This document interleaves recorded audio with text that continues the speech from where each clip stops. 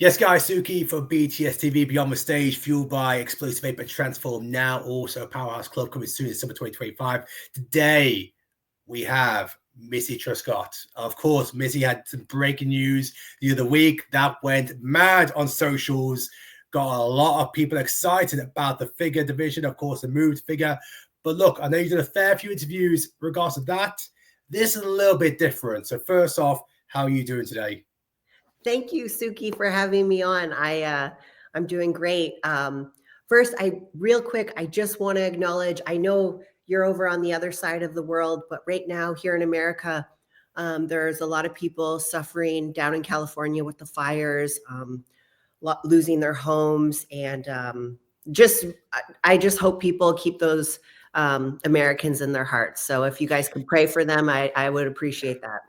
Absolutely. And you know what? There's a lot of obviously coverage across UK media outlets and also the morning shows. In fact, there was one thing that came up today, and it's nice to see some positivity and some happiness come out on certain aspects. I think it was one family owner went back to his house. He thought he lost his dog, which was under a rubble of Bird's house for 5 days. And he got to his house and the dog was literally at the top of a driveway. And it was just to put everything in perspective that, yes, he's lost his house, but he also thought he lost something else in regards to, I don't want to say the word pets, because really, for anyone, a pet is a family member. Yeah. And it was just lovely to see that. And I hope there are more moments like that, because, yes, from what you're seeing, it's completely tragic to think that the start of 2025, people are losing homes. And that is just... where do you go from there? So, yeah, we obviously stay up to date with it, and we do hope that things do change for the better. I know it's still difficult times, and hopefully something, some more good news comes out of the fire, out of the rubbles, and the positive energy keeps coming through everyone. But yeah, no, thank you for bringing that up. And yeah, Missy, so just to let you know how I work over here, it's a bit different for me because I like to focus, just like we call ourselves Beyond the Stage. I really like to focus on that. I really like to focus on everything that's beyond the stage, that what people don't see. And for me, a big part of that is the mindset, the environment that you create to instill that champion mentality, to instill the ability to succeed when you do have your hurdles, when you do have the obstacles placed in front of you. So really, we are going to get to the transition, because I know you've done enough interviews of that and everyone's fully aware, but I just want to go one step back. Yeah. Now look, those trophies, those Olympia medals behind you, those swords, you know, it's a lot different from my background. But looking at all of that, I'm really interested to find out a bit more about what was that environment like when you were just a kid, when you were starting out, maybe even before bodybuilding. Did you always have this winning mentality that stemmed from the environment that you were raised in? Yeah. So I grew up in a little northern town in Canada. I was like 3 hours from Toronto, if you're familiar with that. Yeah. Not funny, Vancouver. Okay. So yeah, grew up in a very, very small town. My parents put me in gymnastics when I was 6 years old, and I started to really excel there. My 2 brothers were in hockey. So the guys did hockey, the girls did, gymnastics or dance, whatever. And I really started to excel. So my parents pushed it a little harder with me. I started competing at a provincial level when I was, I want to say 11 years old. And then I guess that's where my competitiveness came from, was gymnastics. It was just you, right? There was no team, no one else pushing you to do it. Of course, I had coaches and my parents pushing me. But that can only last for so long, right? You have to want to do it. So by the age of like 15, I started to lose that fire. I wanted to become more social, go to the movies with friends and do more of like the team sport. So I switched to cheerleading. And I believe both of those sports allowed me to really just have a bit of like social life and push the confidence in myself, because getting in front of people and talking didn't come naturally for me. I had to really work on it. So I do think cheerleading helped with that. But being a cheerleader and a gymnast, that obviously pushed me to the fitness division. And I did start that when I was 17 years old, lifting weights and getting into bodybuilding. And a big part of that too was from my dad and my older brother, just being like the bodybuilder bro. Like to this day, my dad is like a bro. When he comes in, we train and stuff. So it's cool. You literally answered my next question, because I was going to ask as well, was there a single person that maybe throughout that time that it was someone that, you know what, that hard work, that drive for that individual is being stemmed into you? So was your father that individual throughout that period? Big time. So like I said, we grew up in a small northern town. There wasn't like commercial gyms. Sure, there were like mom and pop gyms, but my dad always had gym equipment downstairs in our basement, from like I don't know if you have this in the UK, but they were plastic weights filled with cement or sand. Of course. Yeah. Okay. So he had all those. And I can remember vividly, my little brother and I were like pissing around downstairs, and my dad was trying to work out. And he's like bench pressing, right, on this janky little bench. And I remember being like, dad, just like bothering him. He racked it and he came over and he was just like, what? But I just remember like, it's funny now, but at the time I was like, whoa. But just like little things I can remember my dad like training hard, and, he was getting after it, right? And then he's got this little like, whatever, 10-year-old bothering him. I couldn't imagine, I was probably the same age, or my dad was probably the same age as I am now. And my husband and I, we don't have kids. So I don't have like that little person bothering me when, trying to train. So I can look back and, just, thank him for certain things, like his patience and everything. So all your sounds already, you've got the ideal environment where you have that role model in your father to push you, and it's already the environment already created to build the foundations of what's to come. I guess my next question of what's something to test the environment is, what was your first experience in maybe failure within bodybuilding that maybe tested your fortitude, tested the adversity side, where you thought, am I good enough? Because the reason why I want to drop that is, in the UK, bodybuilding is always growing and more people are getting involved into fitness. Mm-hmm. And it's very easy to maybe not succeed or maybe not hit the expectations on your first attempt, and makes you question it. And maybe you walk away. I'm really interested to understand, what was your first experience in that? Yeah. So I'm going to say it was the 2015 Olympia. Okay. My first Olympia I had ever done.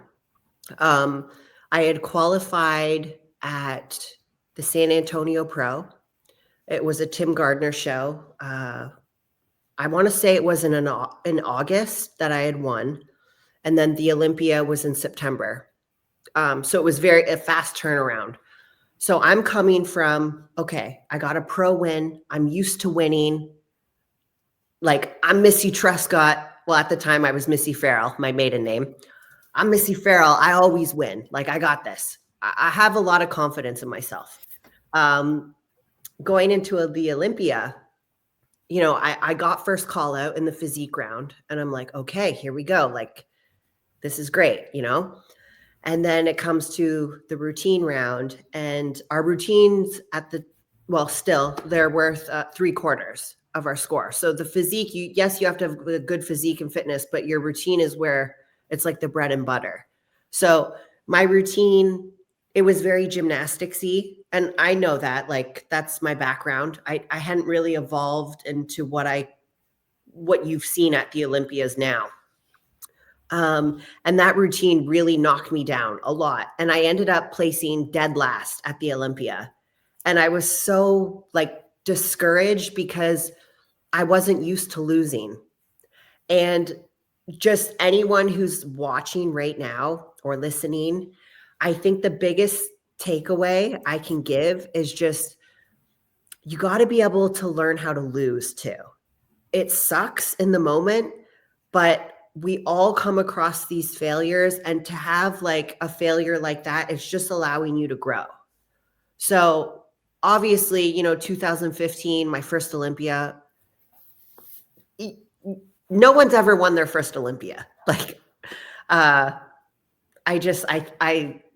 learned a lot from that experience. It was very humbling. And I think that just carries over into who I am now as an adult. I think at the time I was very immature in the sport, and it's just different now, but it takes time. You got to go through that stuff.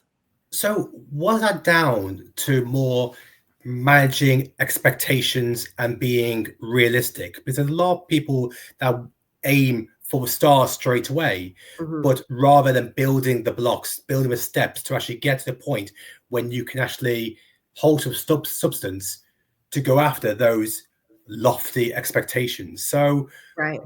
What was that part of it? Did you feel that maybe you didn't manage your expectations how you should have? Yeah, and I think I was just so young and naive. Like, first Olympia, you're like, oh my gosh, with all the lights and all the fans everywhere.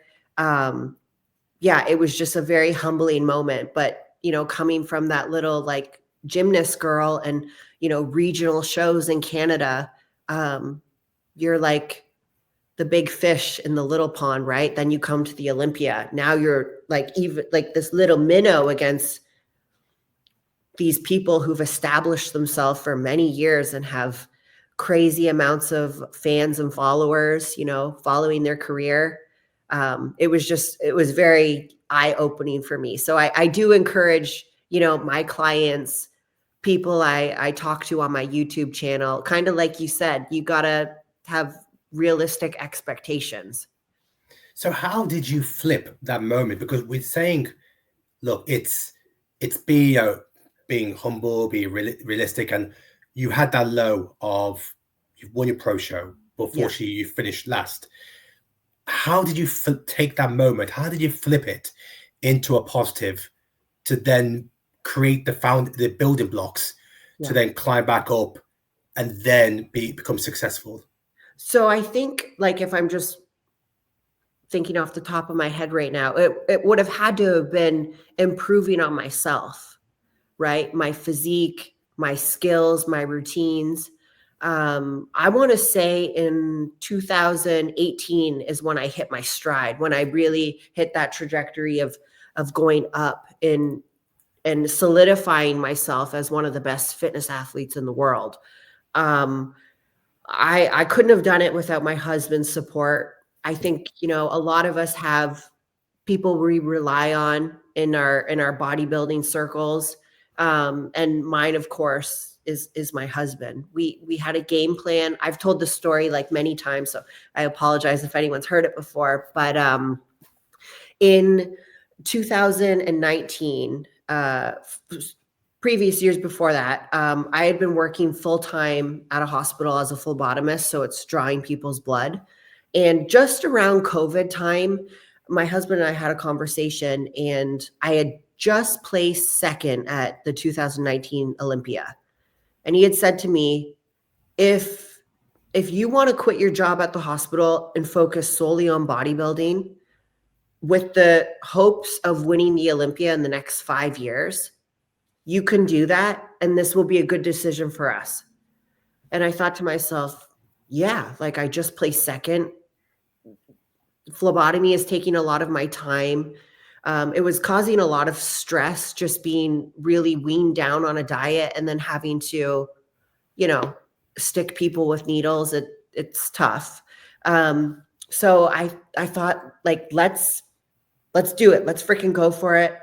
We'll go for the Olympia and see what happens. And then I have a goal for the next 5 years to win.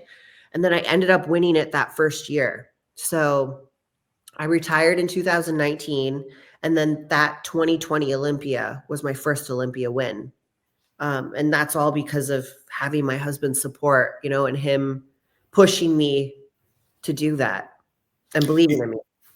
You touched on this as well, because you touched on the fact that you took the risk to leave your role to go full time and go all in. Yeah. Go all into this dream that you want to become the best in what you do.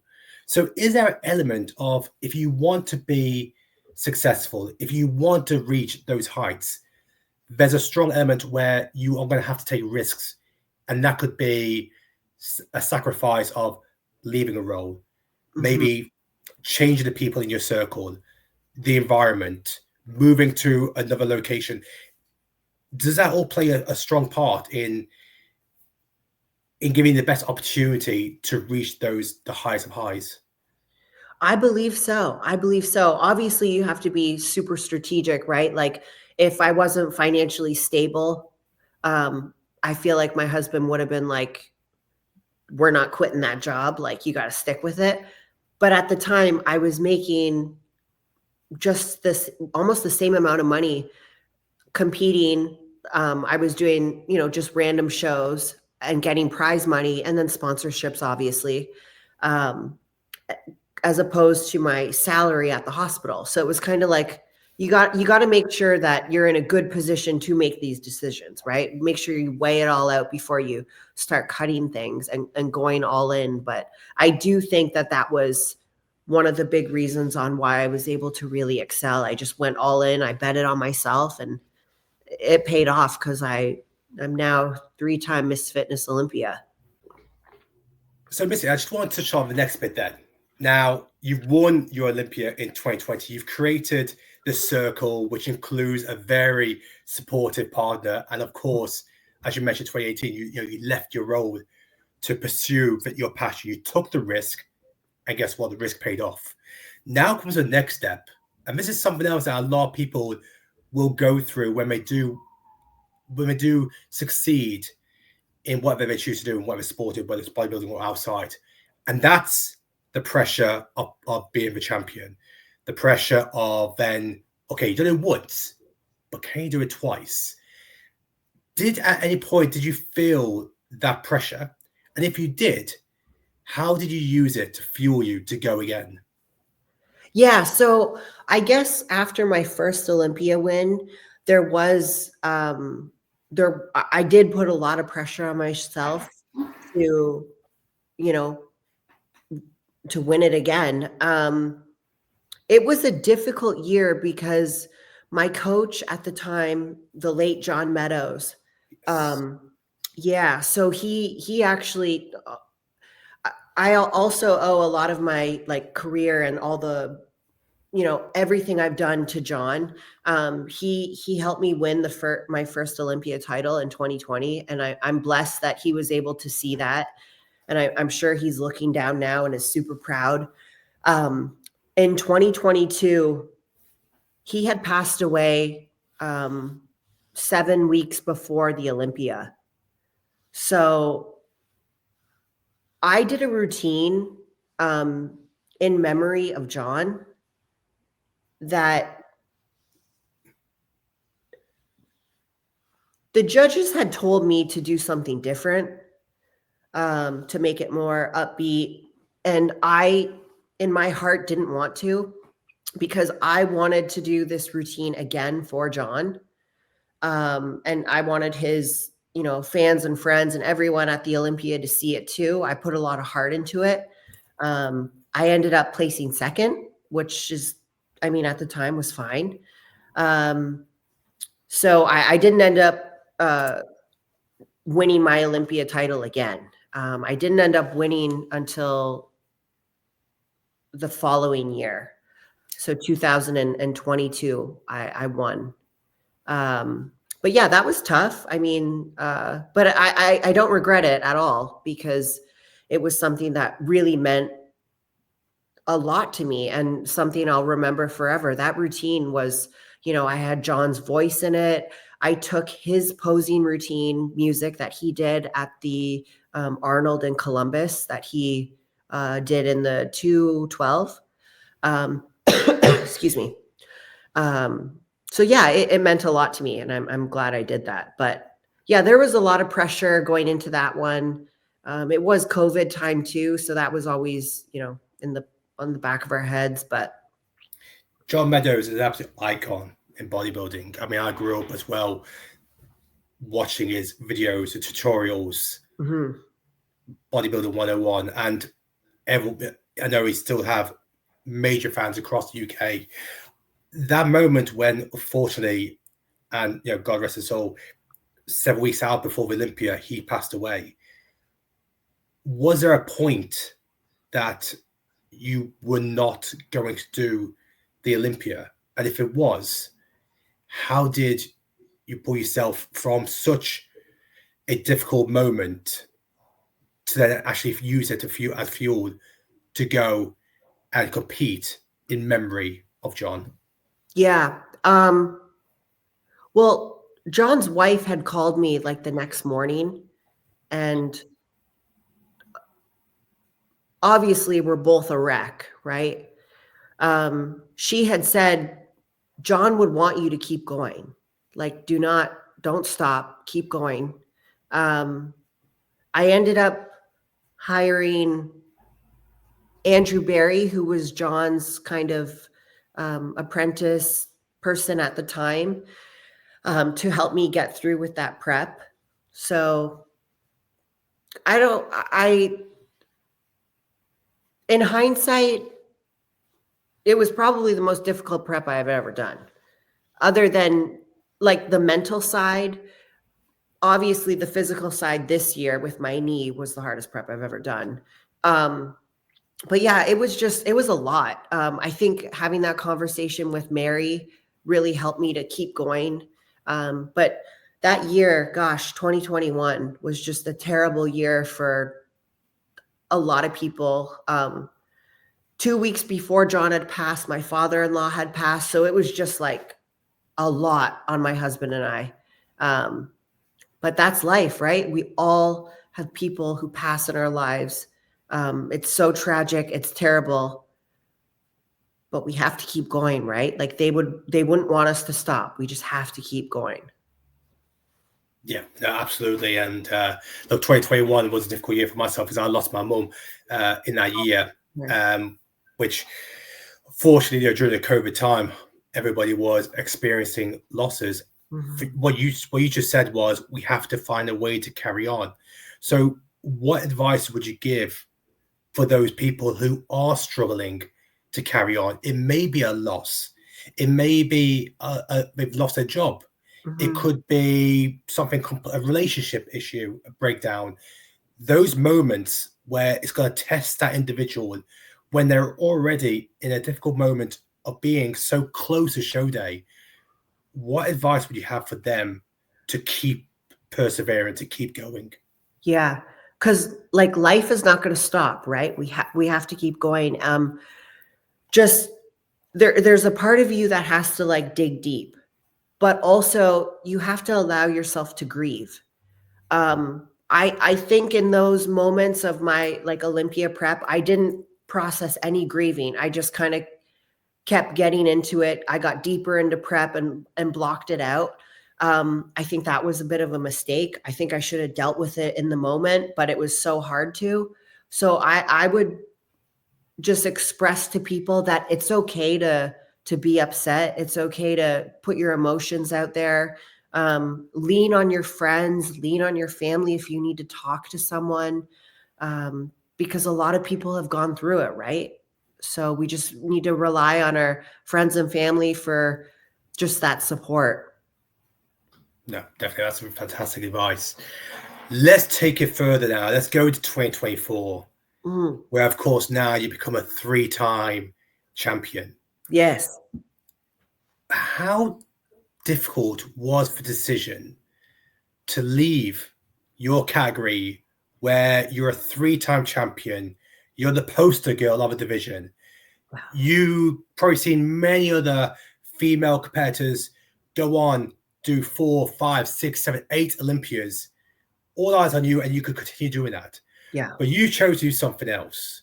You chose to switch and go into figure. How difficult was that decision, and who was part of that decision process? Yeah. Honestly, Honestly, Suki, not a difficult decision. I told myself, my husband and I had a conversation a long time ago, and he said to me, like, when are you going to be done with fitness? Like in general, when do you see yourself being, finished, retiring? And I told myself, I don't want to be in my 40s doing fitness anymore. Like I want to like live life and enjoy. And then he was like, well, what about like the fitness division? And I said, when I'm not having fun anymore, then I have to be done. And for like the last 2 years, I've been kind of like going back and forth, like, yes, I'm not enjoying this. This has been really difficult. And, after last year's Olympia, when I tore my ACL, I placed first in the physique round and then got on stage. And during my big tumbling pass, my ACL snapped and then the meniscus twist. So I tore it twice or in two spots, sorry, and then the ACL tear. So I was completely out. And, my husband and I had a conversation as I'm prepping for this past Olympia. He was like, this isn't fun. Like, you're not yourself anymore. You're not enjoying this. And I'm like, you're right. Like, I'm not. I'm putting like too much pressure on myself in these routines. I'm doing all these crazy skills. Mind you, I love them. I love doing it. I love competing, getting in front of the crowd and feeling that energy. But it just, to me, I just wasn't having fun anymore. And I pretty much had done everything I could do in fitness. I was beating every gal in the physique round. I was dominating in the fitness routines for the last, 4 years. So there wasn't much left to prove. And I'm the type of person, like we talked at the beginning, I'm very competitive and I need a challenge. As I've gotten older, I know how to like harness that and not be so competitive in the sense where I'm judging myself against other people. It's more just with myself. So I've done everything with fitness now. And I told my husband about a week after this year's Olympia, I was like, what do you think about me finally switching to figure? And he's like, I think that's the best thing. Like, let's do it. I'm like, hell yeah, let's go. So, because I was always thinking, when you made that decision, I was very unsure. I'll explain why, because I did not know that it was a lack of enjoyment. Because for me, I still felt that the fitness division still needed a face, a pioneer, to get more people into the division. The prize money is not where it needs to be. There's still a lack of competitors. And when something still needs more, the face, the pioneer, the individual, the champion is so important to stay there and keep building the division. We look at, like, for example, Chris Bumstead effect on classic on classic physique, Sydney figure. But of course, what you just told me there, that if you aren't enjoying it anymore, of course, injuries, and you've already done everything you want, and it's not about the multiple Olympia titles for the category, it's about the challenge. It's about doing something else, doing something that maybe not many have done, and that's becoming a multiple Olympia champion across multiple divisions. Yeah. I guess that leads to my next question. Do you have a set debut for when you do jump into figure? I do, but I don't want to disclose that right yet, just because I got to see where my physique is at, right? I'm so honored to be classified in the top 4. There's a lot of bodybuilding professional journalists out there right now that are saying I am the reset of the division, which is super exciting because we have the 8-time Miss Figure Olympia, Sid, who, she was on the smaller muscular side. And then Jessica Reyes is on the bigger side. And then Lola Montez is a little bit like smaller than Jessica. But people are saying that I'm in the middle of Lola and Jessica now as to why I'm the reset. So it's kind of exciting.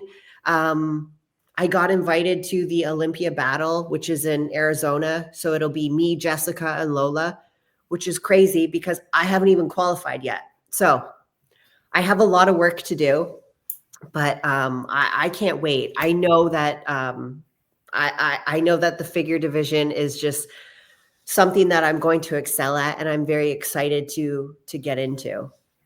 I'm gonna keep prodding you for this, but can we expect then that you will be in stage on 2025? Oh yes, yeah. So I am going to compete this summer at a figure pro show in hopes to qualify my first time for the Olympia this year.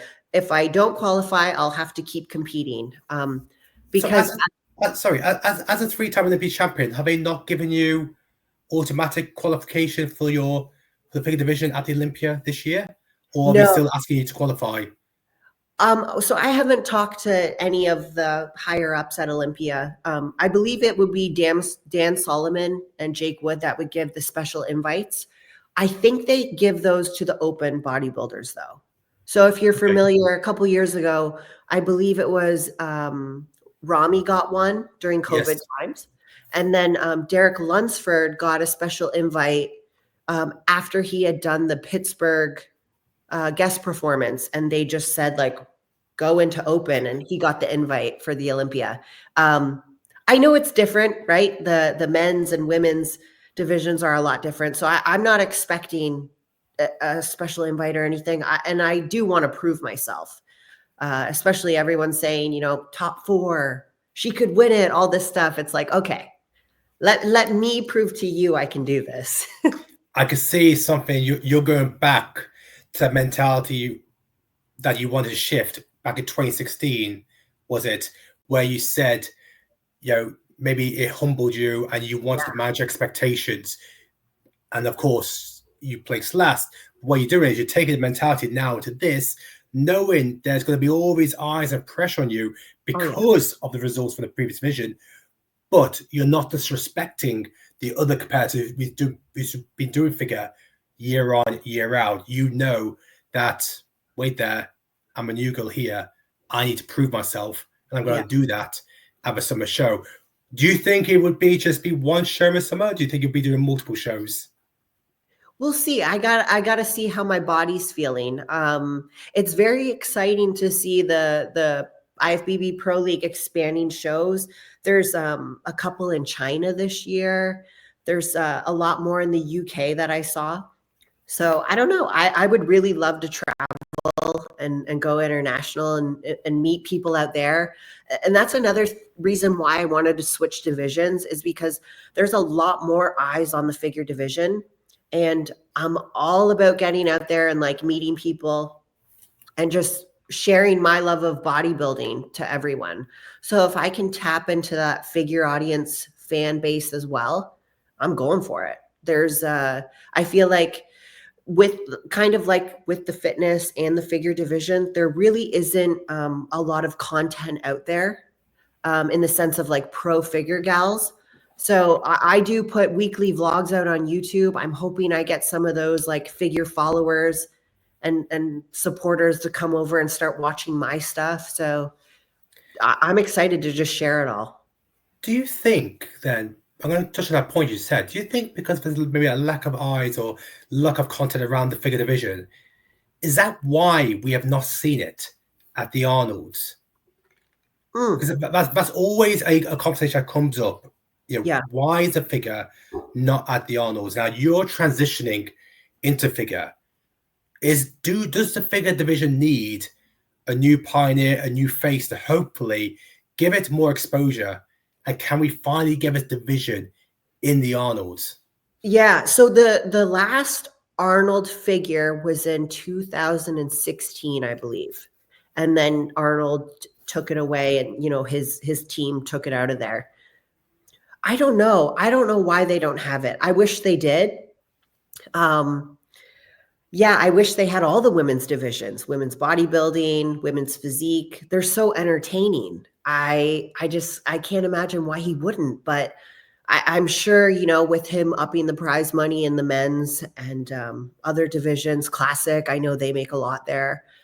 Maybe he just doesn't see the need for the female divisions. And that's why you have women like Sarah Villegas who, sponsors whatever it is, 30,000 or something at the Texas Pro, and she does her Sarah Villegas award. So hopefully Arnold will put figure back in. I would love to do it. I always get the invite for the fitness. So if Arnold does do a figure, I would love to do that. I wanted to jump to one question, one thing you said earlier, and we're going to do the last couple of questions before we wrap it up here. Yeah. You mentioned about that you love to travel. There's more opportunities with figure to go do other shows around the world. I want to put you on a spot here. Is there a show internationally that you would love to do? So when I was in fitness, I wanted to go over and do the Arnold fitness in the UK. I really wanted to do that. It didn't align. So I wasn't able to. But I really have my heart set on traveling. So I would love to do like a show out there and then spend the week and just like travel around, hike mountains and just explore. But I don't have one in particular. No. Yeah, but look, I can tell you what, there's some unbelievable shows here in UK, in Europe and in Asia. I mean, I posted one of the shows earlier. It's a show in South Korea, which in my eyes, it's the best stage production in the world. It's the Monster Gym one. It's stunning. In Spain, they have fantastic venues. It's fantastic production. We're very fortunate to have the FIBO Championships back on in Germany, which is going to be a massive show. That's the biggest prize money for any European pro show. So wow. The pro circuit in Europe, Asia, it's just always growing and growing and growing. Yeah. And of course, with the new football division, that's just going to bring more competitors and hopefully more shows here. I'm excited for that. Yeah. The show that you're talking about, is that the one where the stage goes in a circle? That's Portugal. Oh, okay. Yeah. There's a few ones. Portugal's got a revolving stage. There's a show in Spain where the stage, part of the stage is under the stage and it lifts up. So the competitor in the center, it brings up to the center of the stage and it looks phenomenal. But yeah, Portugal, Spain, they've got some phenomenal stage production. Emilio is the pro in Spain, does a fantastic job. I'll have to finish mine. Definitely. Look, I just want to finish off here because it's great to understand the mindset for yourself of where you started to where you're at now. What defines a champion mentality? What defines a champion mentality that anyone could try and take traits from to make those steps forward and be successful within bodybuilding, like what you have shown from 2016 all the way up to obviously having the obstacles and hurdles you've had to overcome to 2020, 22, 24. Yeah. How do you define champion mentality? So I would define it as just not giving up on yourself and truly believing in yourself and your potential. When I had my injury this past year, people don't come back from that in 9 months. And I was able to do that. And not because I put the work in, but also because I believed in myself. I worked on my mindset, trusting my body again.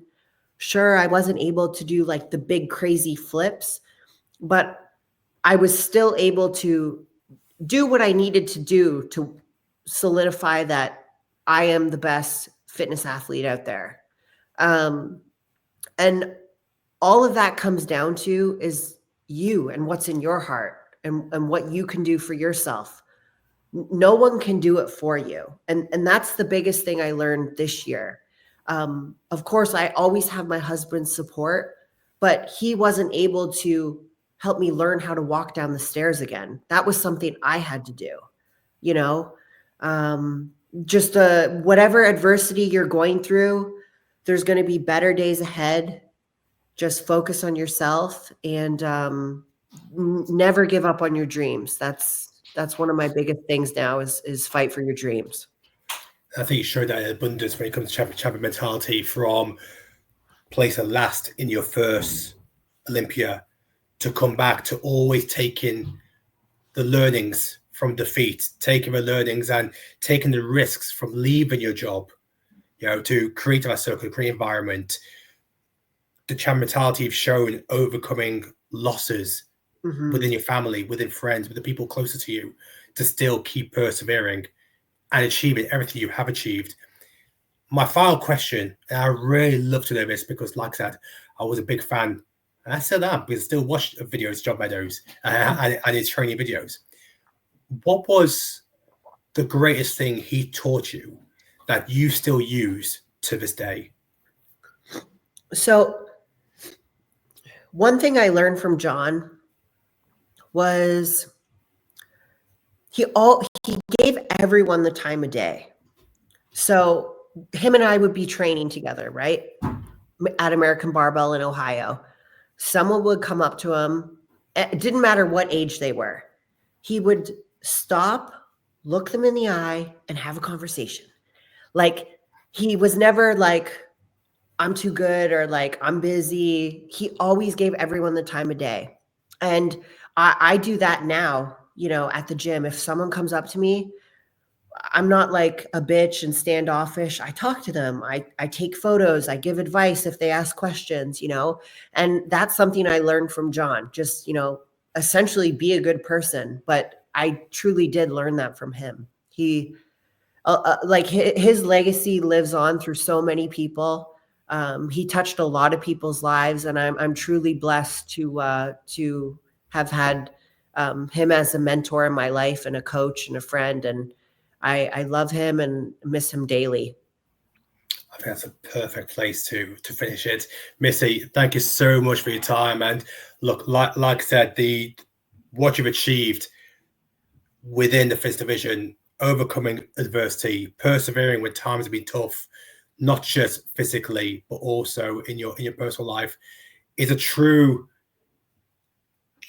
definition of a champion's mentality. And that's why you're a three-time champion. That is why people are calling you the reset in figure, because they have that same belief that maybe this is the person is going to take the gold within figure. That's no disrespect to any of the figure girls. But of course, I think we're all going to be super excited for that day when you do make that figure debut, because without doubt, that's going to be box office, and all the bodybuilding outlets will be covering that, because that's going to be something special. Yes. Thank you, Suki. I really appreciate the time, and I look forward to meeting you in person, and thank you everyone for watching.